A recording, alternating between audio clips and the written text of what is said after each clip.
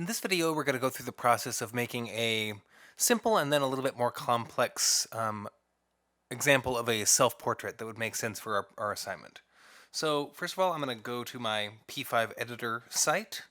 And if I am signed in, I can make a new project. And the first thing I'm going to do is I'm going to change my project name to example self-portrait. And now I'm going to save that by pressing, I'm on a Mac, so Command S. If you're on a PC, then Control S. Or you can go through the File menu and click Save. So now that I have this, I'm just going to run it to see what it looks like. And I have a gray square. And that gray square is there because of this background, where I'm drawing a background at a partial gray. So first thing we're going to do, I'm going to make a very basic just picture of my face. So I'm going to start out with an ellipse. So the ellipse function, which if we remember the parameters for the ellipse are the x and y position and the width and height that we want. So let's just enter some values and see what we think looks good. So for the x and y, those are the center of the ellipse. So I'm going to start out with the system variables of width divided by 2 and height divided by 2, so that it's going to be in the center of the canvas, in the center of this canvas here. And for the width, I'm just going to start out with something like, let's just say 50 pixels wide and maybe 100 pixels tall. Let's just see how that looks. So with that, I'll press save, and you can see my project is saved, and I'll run the code again. And so now that's a little thin, so maybe I'll bump this up to 70. Let's see how that looks. Maybe even a little bit more. Let's try 75. Okay, that I think looks good enough. Okay, so now this is a little bit light for, at least for my skin tone, so I'm going to change that. Also, I'm going to get rid of this black outline. The default in P5 is that our fill is going to be white and the outline is black. So I can change this in the setup. I'm going to say no fill, or sorry, no stroke. And that's going to remove that black outline. And I will, in here, I'm going to say, right here, I'm going to change my fill to, let's guess a skin tone. So, all right, so that looks good enough, I think, for my face. And so now that I have that, my rough idea of my face, now I think it's time to draw some eyes. So eyes, we know there's the three main parts of the eyes. There's the whites of your eyes, also known as the sclera, S-C-L-E-R-A. And then the iris and the pupil. So we're going to have three different colors to make up our eyes. And so remember, when we're running through our code, it's going to happen in sequence. So that means for my next shapes, I'm going to need to change the fill, draw something, change the fill, draw something which is going to be the whites of my eyes, change the fill again to draw the iris, and then change the fill again and draw the pupil on top of those because they're all smaller areas. So first, I'm just going to take a moment to comment. So face shape. And so remember, comments are bits of text in our program that are not going to be parsed as code. So I'll say sclera. And so here I'm going to say that my fill should be white. So my fill is going to be 255. And I'm going to say ellipse. And I'm just going to put it right in the middle for now again and just get the size roughed out. And then we can mess with that in a moment. And so if my face is 75 pixels wide, I'm going to say that my eye should maybe be like roughly a fifth or a quarter of that. So let's say, let's try 15 pixels wide and 10 pixels tall. Let's see how that looks. That looks pretty good. Maybe it might be a little off, but let's try to position that. So let's say that it's going to be a little bit higher up on my face. I mean, this is not a drawing class. I know that your eyes are in the middle of your overall head, but this is just a fast example. So let's try to get those eyes up into somewhere else. So, okay, let's go. We'll change the height. So we have height divided by 2, height divided by 3, maybe? Oh, that was far too much. Let's say 0.4 times height. Because we don't have to work with just fractions. We can also work with decimals. So let's try that. That's not right. 0.45 times height. 0.47 times height. I think that'll do. Okay. And so now I'm going to use a different technique. I'm going to use the translate technique that we used before. And remember that translate could be used for all of this positioning. We could put any numbers we want and change the origin of our sketch using translate. But just because our two eyes are going to be identical, at least in this drawing, I'm going to use translate to position them apart from one another. So translate, let's say negative, because I'm only going to be translating in the x-axis. I'm going to translate them negative, let's say negative 20. Whoops, negative 20, and not going to translate anything in the y-axis. Let's see what that looks like. That looks pretty okay to me. And so now what we need to remember is we need to remember to put in that push and pop around those so that our two eyes will be treated separately so that our translation won't be persistent. So what I can do now, I can take this, copy that, make another one, and not poop. Push and pop. And this will be 20 the other direction. So now let's see, do I have two eyes? Okay, that might be a little bit too far. So let's make that maybe 17 pixels. Yeah, that looks a little bit better. All right. And so now I have these two positions here.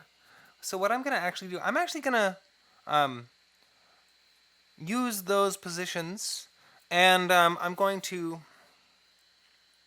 change it up a little bit. I'm going to take this location, this Y position, I'm going to move those into my translation, and then I can replace that with a 0.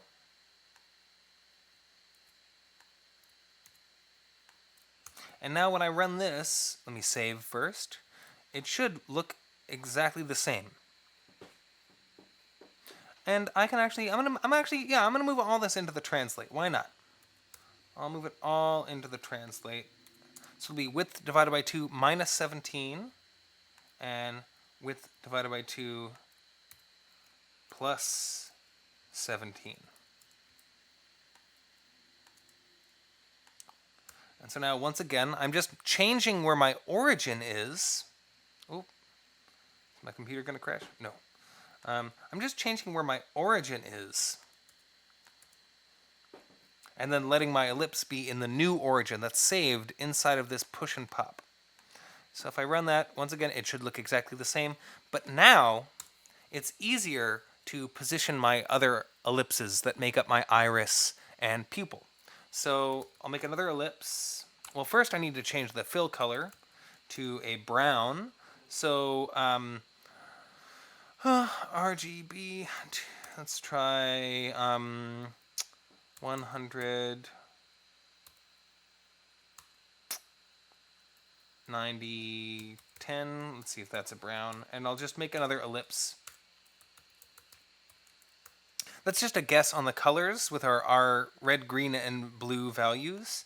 So let's make our other ellipse. And I'm going to say that this I want to be let's just say 9 pixels, or sorry, at position 0 and 9 pixels in width and height. And let's just see what that looks like. Hey, that's a little bit green. So maybe I'll make this 70. Yeah, I think that'll do. And so now I can take this code, copy it, and plop it into my other eye. And so what I can do now, I'm going to make another couple of comments.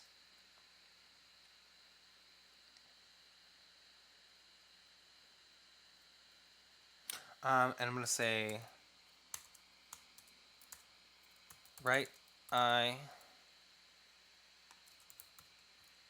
Oop, I lost a slash in there. And left eye.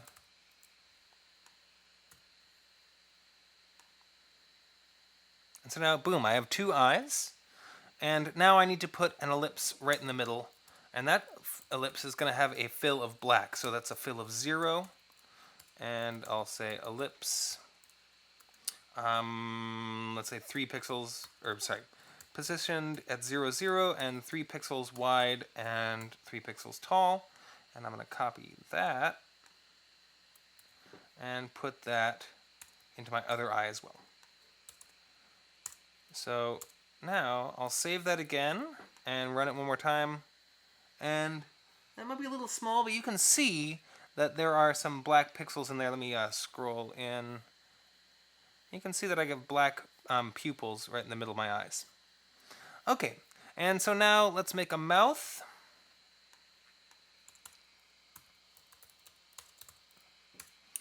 And so with the mouth, I'm going to say, I'm just going to take this very easy. I'm going to, well, I'll use another tool that we haven't looked at yet, which is create shape. Create shape allows us to define different vertices to make our own polygon. So I'm gonna say create shape, and then what I'm gonna use in there is vertex, and that I'm going to put in an x and a y position into. I'll just make a few dummy variables for now. So vertex 2020. And we have to have at least 3 vertices to make a closed shape. And let's see, so then I'll say 30, 10 maybe. Let's just, oops. And then the create shape function has to be paired with end shape. So let's run that real quick and just see what we see. Oop. I might be thinking in processing, so in another language. So what we can do is we can always go to our reference section. So p5js.org to reference. Oh, I think it's begin shape. Yeah, I think it's begin shape.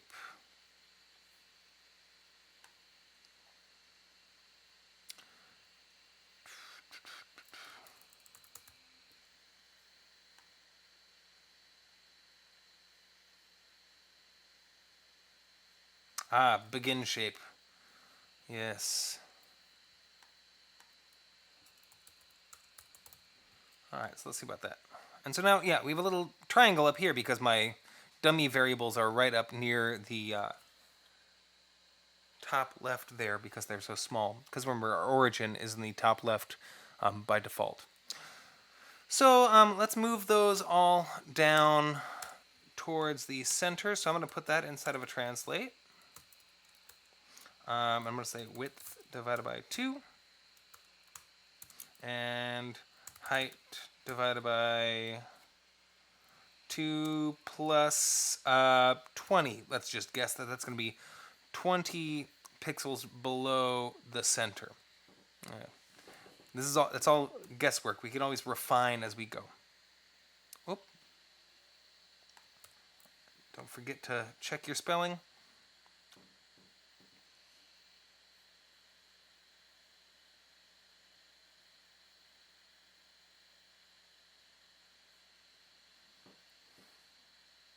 Ah, yes, because I have these at non-zero. So let's try something else. So we're gonna say our we'll have -10 and 0, 10 and 0. So they'll be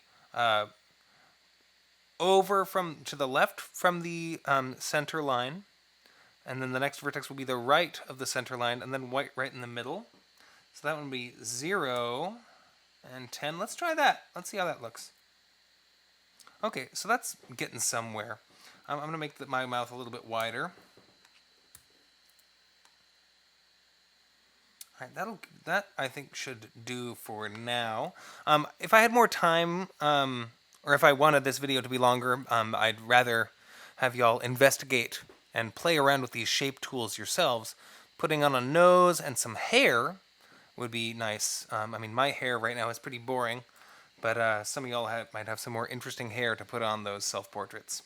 But what I also want to show you is that we can use another tool called Curve Vertex.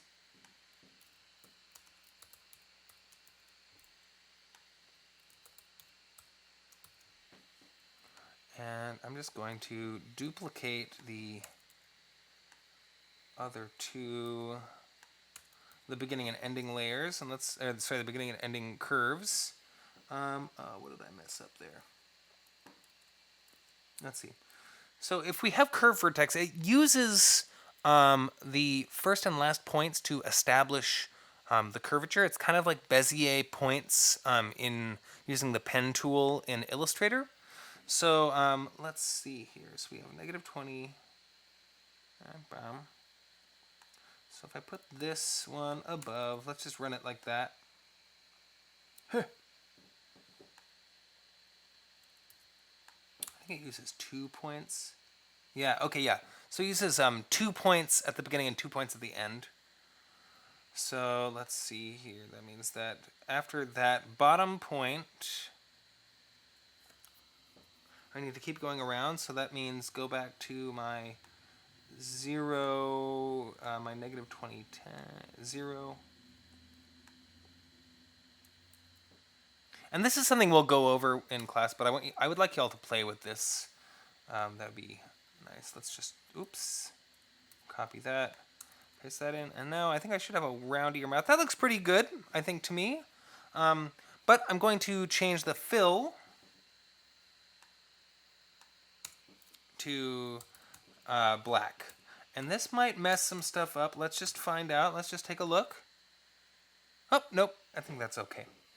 All right, so now I have eyes and a mouth in a fleshy head. And like I said, it would be good to add nose, ears, mouth, whatever. And also keep in mind, your self-portraits can be as abstract as you would like. So now, I think what I want to do is I want to try incorporating a bit of imagery in here, a bit of actual like photographic image. So what I'm going to do is I'm going to first, let's see, I'm going to go to my Creative Commons search, and you can just Google Creative Commons image search and find it. And I found this a little earlier, a pine forest. I chose this because I'm from Oregon, and since Oregon's on fire, I thought it'd be nice to do something with a pine forest. And so, oh, and this is from the public domain, so I don't necessarily even need to license it, but it's good to include this information. So let's see. Oh, how do we include an image in a P5 sketch? Oh, let's check the reference section. Image. I can just do my find in page, and I'll say load image, which is going to tell us what we're doing. So there's several parts. We have to have a variable, an object, to hold our image data. We need to load our image in, and we need to draw the image onto the canvas. So let's go back to our sketch. Up here above my setup function, this is where I'm going to make my global variables, my variables that are available to me anywhere in my code. So I'm going to say let bg img background image, and then I'm going to make a preload function, because if you notice here, it's in a preload function, and the preload function runs before the setup function, and it waits to make sure that the data has actually been loaded, since this is working in the browser and might be referencing content that is stored somewhere on the internet as opposed to something locally. So I'll copy that. I'm just going to pop that in here, and I'm going to change my variable name to match, bgimg. And now what I'm going to do, I'm going to right click or control click. I'm going to copy the image address. And so back to my sketch, and I can just take this and pop that in there. And now let's run it, make sure there's no errors in the console. Nothing's going wrong there.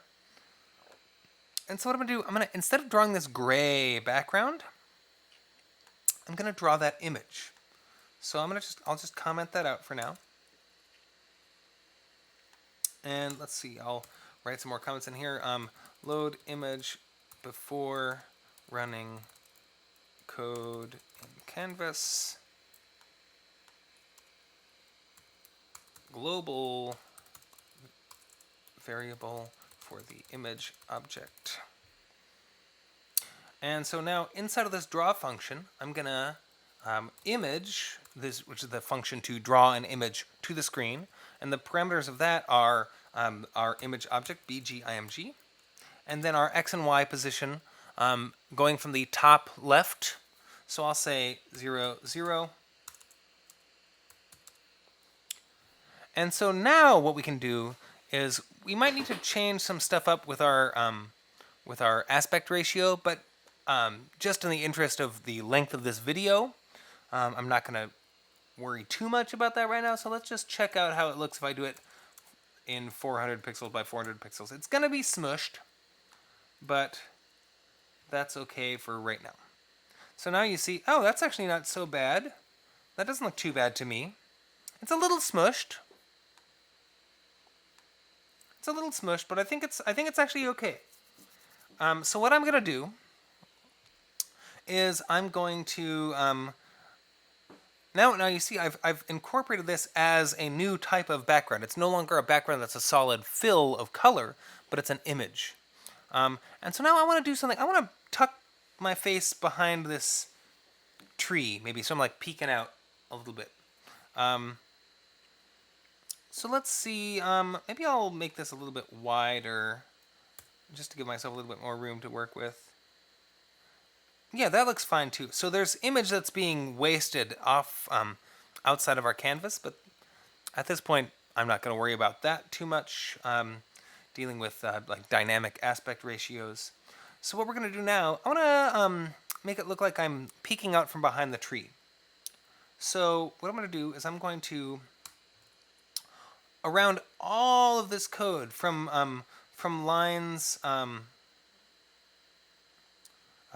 20 through 60, I'm going to put all of that inside of another push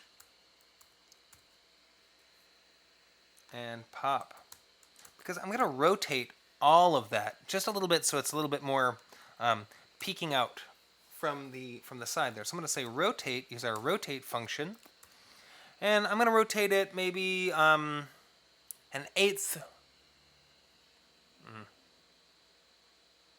a 16th of one full revolution. So if 2 pi is our one full rotation, so then 1/16 of that would be pi divided by 8. And let's just see what that looks like. Ah, yes. So the problem with this is now my excuse me, my origin point is still up here. So what I'm going to do,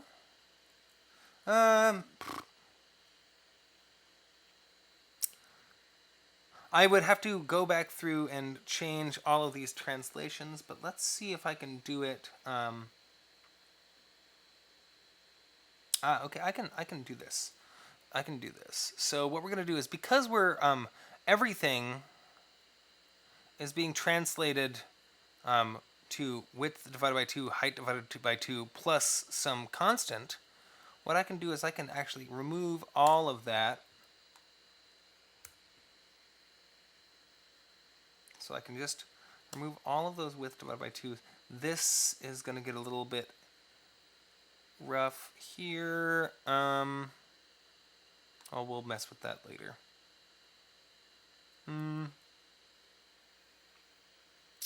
Let's see.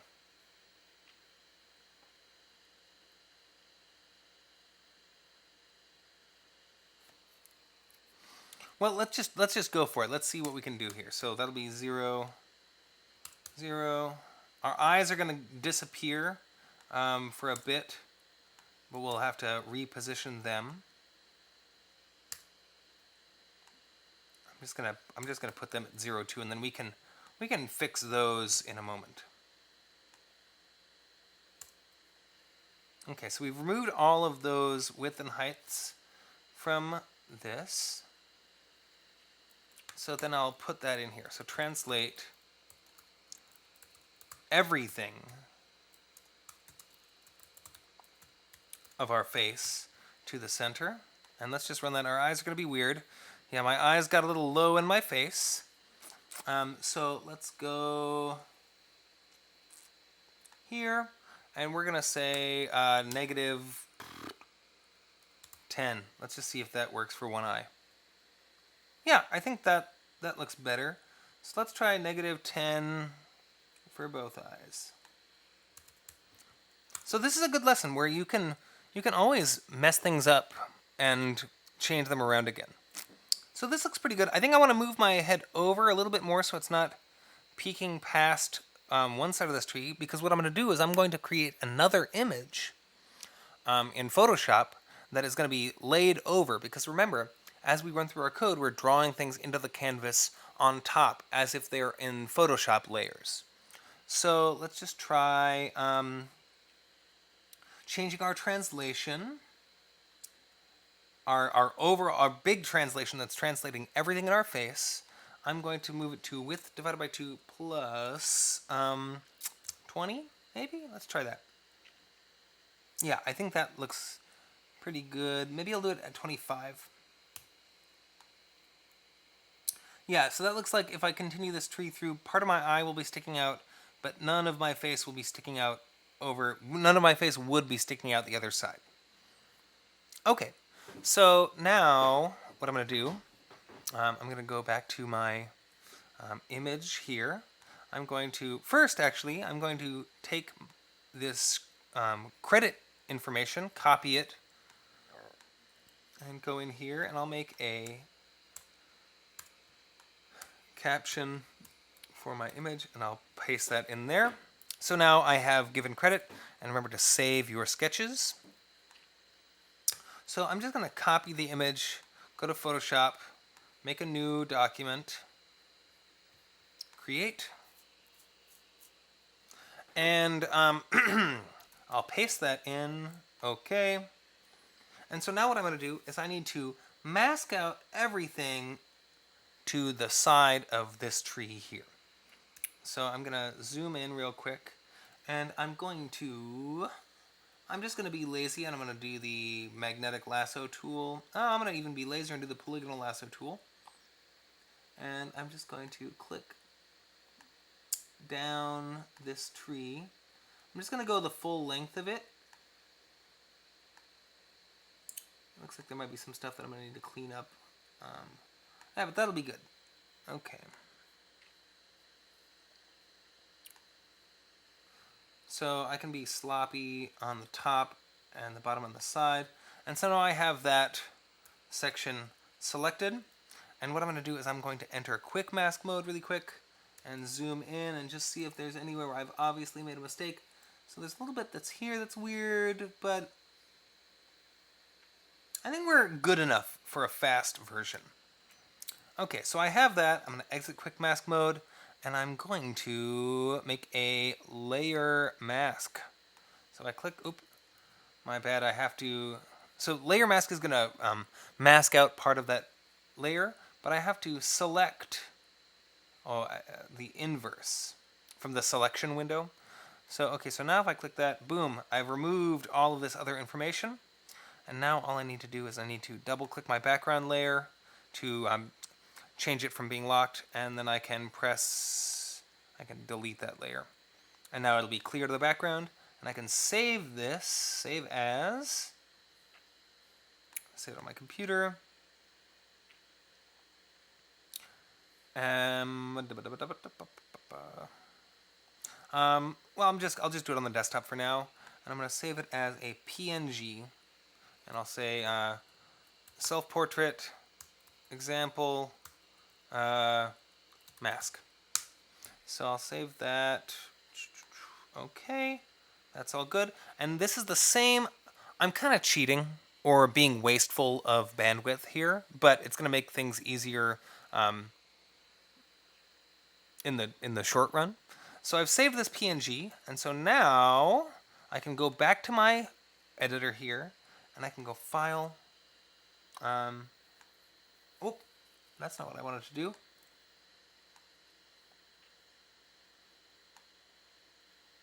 I can click this button here, this little sideways pointing arrow, and in my sketch files I can say Upload File.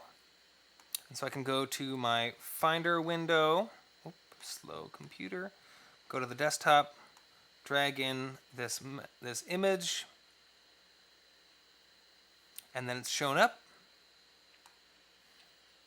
And so now what I'm going to do is I'm going to make another global image variables, another image variable, and I'll say let foreground image. I mean I'll call it mask image, and I'm going to now. So this is a file that's stored somewhere on the cloud, but now we're going to do a locally stored file. So a mask image equals load image sp-ex-mask.png. And so now I've loaded it in. It's in the preload function. And so now, after my push and pop, outside of that, now I want to draw another image on top of all of that. So I'm going to use my image function. And it's at 0, 0, top left corner. And actually, I can just copy the rest of this because these two images are the same aspect ratio. Oops. Okay. And so remember, the first parameter of the image object is of the image function is the name of your image object. So that's mask img, comma. And so now I'll say draw masked image on top of face.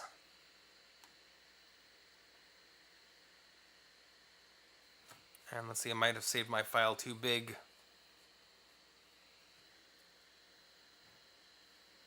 Yeah, let's check the size of that file. Oh, that's pretty big. All right, let's see. I'm going to try to make that a little bit smaller. Now we have a background image that's drawing the entire screen. Then we draw our face through all of these choices. And then we are drawing just a little chunk of PNG that has transparency over top so I can play with that background image. Alright, so I will be including a link to this code in the video description, and as well on the class notepad. So have a look through, take a stroll, and let me know if you have any questions.